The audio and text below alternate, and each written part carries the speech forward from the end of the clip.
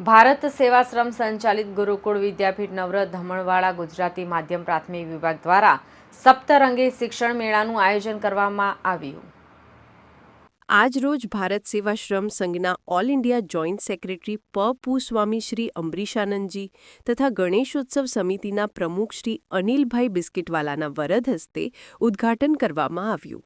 આ પ્રસંગે સુરત શહેર પોલીસ કમિશનર શ્રી અનુપમસિંહ ગેહલોતજી દ્વારા આ પ્રદર્શનની મુલાકાત લઈ બાળકોનો ખાસ ઉત્સાહ વધાર્યો હતો।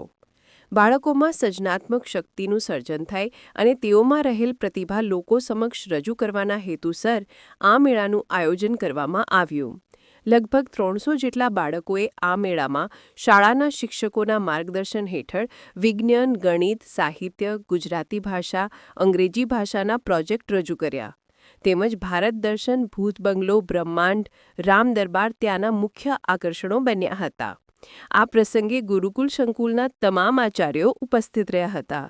શાળાના આ નવીન પ્રયત્ન માટે મહાનુભાવો દ્વારા આચાર્ય શ્રી વિપુલભાઈ પટેલ, તમામ શિક્ષક મિત્રો, બાળકો તેમજ વાલીઓને ખાસ અભિનંદન આપવામાં આવ્યા।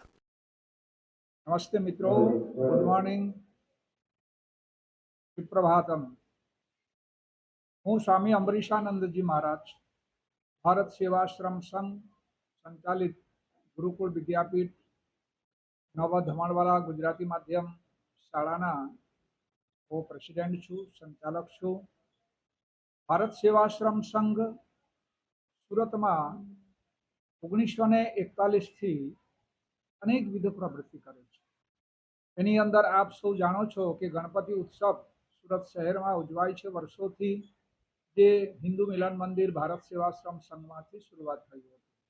હિન્દુ મિલન મંદિર વ્યાયામશાળા અને 1965માં સૌ પ્રથમ કતારગામ વિસ્તારમાં ગુરુકુળ વિદ્યાપીઠના નામે ગુરુકુળ કુમાર વિદ્યાલયની સ્થાપના થઈ હતી।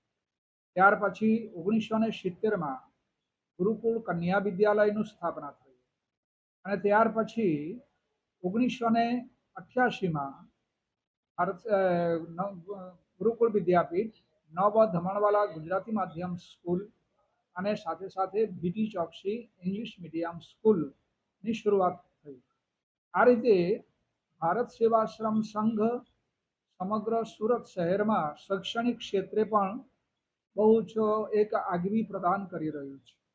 તો આજે મને ખુશી છે, આનંદ છે કે નવ ધમણવાલા ગુજરાતી માધ્યમ શાળાના પ્રાથમિક વિભાગના વિદ્યાર્થીઓ, સ્ટાફ પરિવાર અને આચાર્ય શ્રી વિપુલભાઈ પટેલના માર્ગદર્શન હેઠળ એક સુંદર પ્રદર્શનનું આયોજન કરવામાં આવ્યું અને આ જે એક્ઝિબિશન છે એ શૈક્ષણિક એક્ઝિબિશન છે, એજ્યુકેશનલ એક્ઝિબિશન છે અને એમાં દરેક વિષયનું બહુ સુંદર રીતે એ ભાષા છે, ઇંગ્લિશ છે, ગણિત છે, સાયન્સ છે, ભારતનું આખું નકશો એ કરીને જે એન્વાયરમેન્ટ છે, જે ભારતની જે કુદરતી જે પ્રાકૃતિક દૃશ્યો છે, નદીઓ કેવી રીતે આવે છે, ક્યાંથી આવે છે, આ નકશો જોવાથી એક બહુ સુંદર આપોઆપ ખબર પડી જાય કે ભાઈ આ આપણી નદીઓ ક્યાં વહે છે, આપણા હિમાલય ક્યાં આવે છે, વિંધ્યાચલ ક્યાં આવે છે, પશ્ચિમ ઘાટ પર્વતમાલા ક્યાં આવે છે અને ભૂપૃષ્ઠનું એ કેવી રીતનું છે, ક્યાં ઊંચાઈ છે, ક્યાં નીચે વગેરે, ક્યાં રણ છે। આ બહુ સુંદર રીતે એટલે વિદ્યાર્થીઓને શૈક્ષણિક હેતુ માટે આ બહુ જ જે એને ઘણા લાંબા સમય સુધી વાંચવાથી જે ખ્યાલ નહીં આવશે, આ પ્રદર્શન જોવાથી એને ખ્યાલ આવશે। અને ત્યાર પછી સાંસ્કૃતિક રીતે પણ રામ દરબાર બનાવવામાં આવ્યું છે અને આ રીતે ઘણી બધી વિષયોનું સંકલન કરીને એક વિદ્યાર્થીઓએ લગભગ 2 મહિનાથી ખૂબ મહેનત કરીને શિક્ષકો અને અમારા આચાર્ય શ્રી વિપુલભાઈ ખૂબ ઉત્સાહી છે અને તેમની માર્ગદર્શન હેઠળ આ આયોજન કરવામાં આવ્યું છે એને। અને આ પ્રદર્શનમાં તમામ સ્કૂલોને જે અહીંયા હોય અને કતારગામ વિસ્તાર કે કોઈ પણ એવા વાલીઓને, વિદ્યાર્થીઓને બધાને જ આમંત્રણ છે, આપ આવો, જુઓ અને કોઈ પણ પ્રકારની અહીંયા એન્ટ્રન્સ ફી નથી। 2 દિવસ ચાલુ રહેશે, શનિ અને રવિવાર।